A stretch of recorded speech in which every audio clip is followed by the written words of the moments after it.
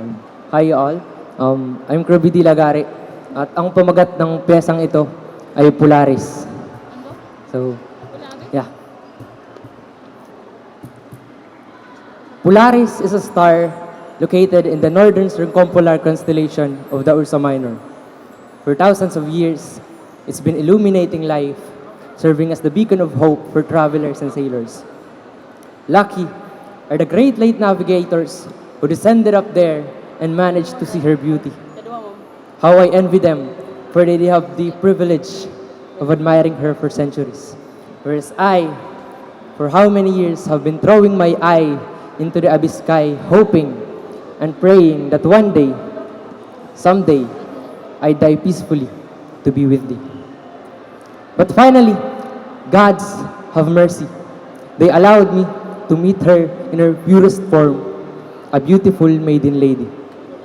I still remember the first time that I met Polaris. The space was overcrowded, full of asteroids clashing with each other, colliding in full power. The force of matter and antimatter were crushing one another, causing thunder-like explosions that bleed my ear. It was noisy, chaotic, a disaster. However, everything changed as I stumbled upon her. There she was, standing in the corner of the horizon, but quickly became the center of attention as she introduced herself. People, in a blink of an eye, fell in love and entered her mystical dimension. In her eyes, I was captivated, as if someone pulled the lever in my heart and love was activated. Ding! Suddenly, the crowd wasn't noisy anymore. There was still sound, but it just goes over my ear and left over the other. As I was laser focused in listening to her voice, the pace was still fast, but it didn't bother me because I was mesmerized by her voice, her hair, her identity. If I was with God that time, I'd probably tap him at the back, shake his hand, and said, "Holy shit! Well done, bro!" And so later that night, I once again looked at the sky, but this time, it was different. It wasn't cloudy, but I couldn't see any other stars but her. Even the moon seems to have lost its sparkle. And from that day forward, I suddenly became fond of studying astronomy, hoping to know her better and be part of her galaxy. I wanted to know her, so I did. I studied each and every constellation just so I would know his sleeping pattern, so I won't miss the eternal damnation of missing to give her the first good night and the first good morning. I studied the Earth's rotation just so I would know which direction should I be looking or which angle should I be looking, just so I could see her perfectly at night. I studied each and everything there is to know about the cosmos just to know her. No, I studied the cosmos just to know each and every detail about her, because I needed to know her. And now I do. And let me tell you, she's even more fascinating than what I initially expected her to. She's got these eyes as dark as black hole. It serves as a little window directly right into her soul. It's telling me thousands of novels and stories, mysteries waiting to unfold. That is why it's so difficult to look away.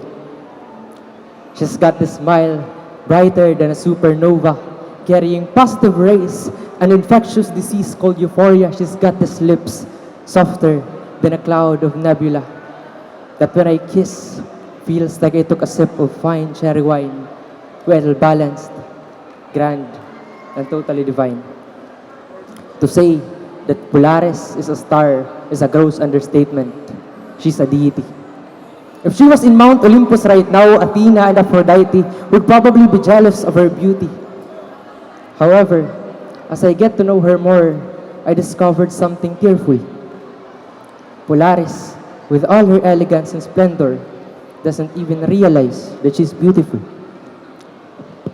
In spite of all her loveliness, she couldn't help but wonder and think that she's a mess. In spite of all the affirmation I give in, she couldn't stop asking if she's even worth investing.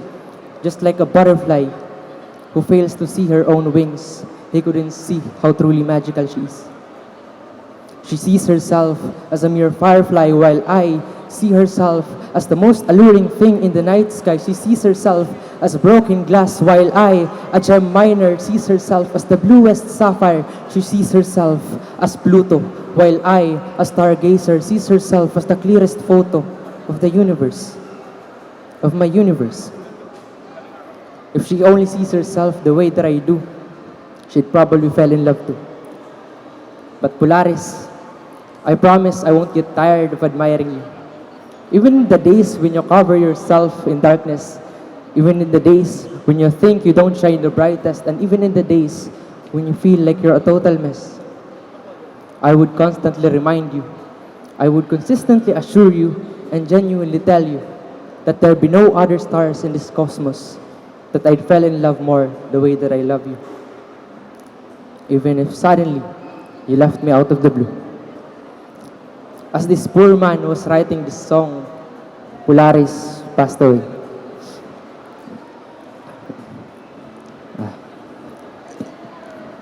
As fast as God had given her, he also took her away that quickly. But maybe she was just too good that even heaven wanted to have her so badly. But this story isn't a story of tragedy. It won't end in a disaster where I would suffer and grieve for eternity. No, it isn't. Because death wouldn't be able to keep me apart from her, because a part of her remains in here. It stays in here. And one day, when the sunset came and my time is over, I'd finally be able to hand this over back to her, and we'd start our happily ever after.